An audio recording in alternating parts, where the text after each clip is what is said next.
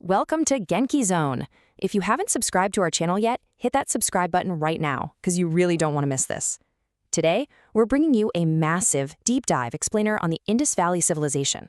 This explainer explores the sophisticated urban planning of the Indus Valley, its massive trade network with Mesopotamia, and the intense archaeological mysteries of the Harappan script.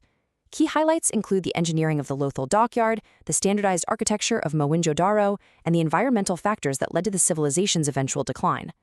It's a huge topic, and I am incredibly excited to unpack the whole shebang with you all. Here's our roadmap for today.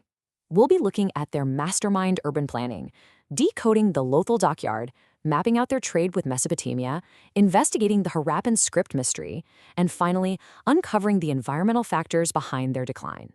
Let's jump right in. Section 1, Urban Planning, Masterminds of the Indus. You know, what absolutely blows my mind about the Indus Valley Civilization is just the sheer massive scale of the whole thing. Archaeologists have actually discovered over 1,500 sites across modern-day India, Pakistan, and beyond. This wasn't just a random scattering of villages. This was literally the largest of the ancient civilizations. When you think about the systematic grid layout of Mohenjo-Daro, it's incredible. You've got streets intersecting at perfect right angles, perfectly oriented north-south and east-west. And these main avenues, they were up to 10 meters wide. This kind of brilliant design practically eliminated urban congestion. It really points to an immense level of central planning. Honestly, it feels way more like a modern planned city than some ancient settlement. And nothing illustrates the depth of that planning quite like this. 4:2:1. That's the exact standardized ratio of the baked clay bricks they used across all their cities. We're talking specifically 28 by 14 by 7 centimeters. I mean, think about that for a second. You have this strict uniformity across multiple cities separated by hundreds of miles. That strongly implies a highly organized central authority making sure quality control was completely on point. Now, when we compare Harappan sanitation to, say, 18th century European cities, the Harappans win hands down. It's not even a contest. Most of their homes were hooked up to a centralized, covered drainage system that used gravity to carry wastewater right out of the city. We're talking soak pits, manholes for maintenance, and even early flush toilets. The hygiene standards they maintained thousands of years ago are just stunning. Of course, we can't talk about water in Mohenjo-Daro without mentioning the Great Bath. It's this massive, completely waterproofed public structure. But here's the catch. Without deciphered records, historians aren't 100% sure what it was actually used for. A lot of folks suspect it was for ritual purification ceremonies. But I'm curious to hear from you. What do you think the Great Bath of Mohenjo-Daro was really used for? Drop your theories down in the comments. Section 2. Lothal Dockyard, Decoding Maritime Secrets. So we've seen how they managed water inside their cities, right? Well, their maritime engineering took things to an entirely different level, especially in the coastal port city of Lothal. Lothal is widely considered to have the world's earliest known artificial tidal dock. It was strategically connected to an ancient course of the Sabarmati River, which gave these ancient mariners direct, easy access right out into the Arabian Sea. The real kicker here is the sheer scale and sophistication of the engineering. This dockyard basin was massive, 218 by 37 meters, and entirely lined with their signature fired bricks. They even built an inlet and outlet spillway system to manage the tidal flows.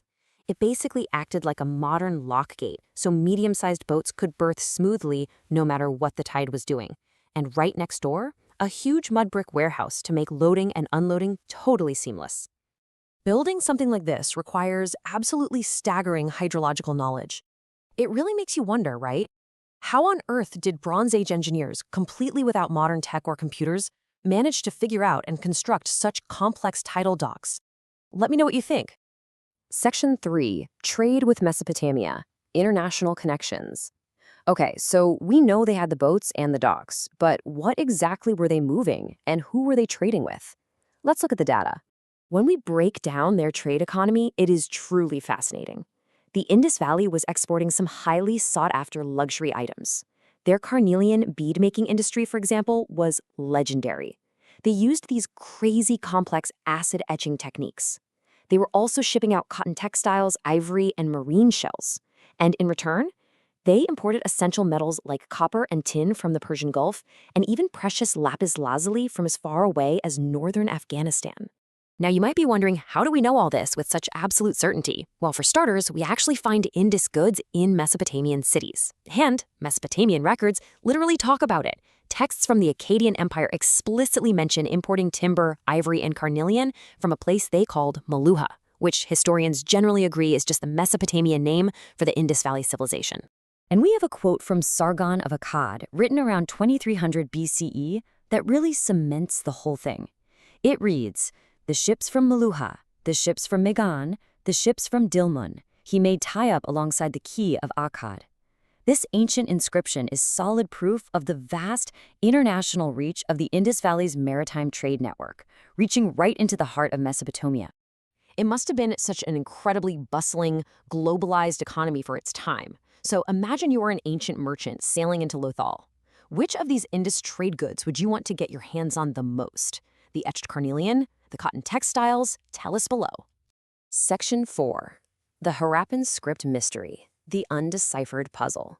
So now we're pivoting from the concrete evidence of trade to the absolute biggest puzzle of this entire civilization. Because everything we've talked about so far, it's all interpreted from stones, bones, and city layouts. Their actual written voice remains entirely silent to us. Think about the famous priest-king sculpture that was discovered. It so clearly shows a society with a distinct social hierarchy, reverence, and power. Yet, because we don't have a bilingual Rosetta Stone to bridge their language with one we already understand, their names, their myths, their political histories, they just remain completely locked away in the past. The obstacles to deciphering this are honestly incredibly frustrating. The script is mostly pictorial, and the texts we do have are extremely short. We're talking an average of only about 5 signs per inscription. We do know it was written right to left, but other than that, completely undeciphered. In fact, it's such a massive holy grail in the archaeology world that back in 2025, the chief minister of Tamil Nadu actually announced a $1 million prize for anyone who can definitively crack the code. $1 million is literally on the table, folks. And with modern technology advancing as fast as it is, I've got to ask, do you think artificial intelligence or traditional human linguistic experts will be the first to finally crack the Harappan script? Share your thoughts in the comments. Section 5. Decline and environment. Factors of collapse. So how exactly does an empire, this vast, this peaceful, and this wealthy, just vanish into the sands of time? Well, it definitely wasn't some sudden, overnight, apocalyptic collapse. As we map it out, we see it was much more of a slow, painful decay. Around 1900 BCE, the first signs of a gradual decline start showing up. By 1800 BCE, evidence suggests the climate grew significantly cooler and drier. And then, by 1700 BCE, most of those incredibly planned major cities were simply abandoned. Now, for a really long time, the Aryan invasion theory was super popular, but modern scholars have pretty much completely tossed that myth out the window. Instead, the real culprit was likely the environment itself. Experts point to a really devastating combination of weakening monsoons, climate change, and even massive tectonic shifts that actually altered the courses of the rivers. This caused their vital tributaries to just dry up.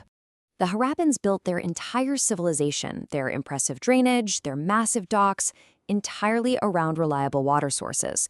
Without enough water for their highly sophisticated agricultural irrigation, there was no way they could sustain those massive urban populations. So what did they do? They likely packed up, migrated to greener pastures, and gradually just blended into later regional cultures. It's a pretty sobering thought, isn't it? An ancient superpower brought to its knees not by war or invasion, but by a changing climate and shifting rivers. Which leaves us with a pretty lingering question to wrap up this explainer. Could modern cities face the exact same climate fate as the Indus Valley?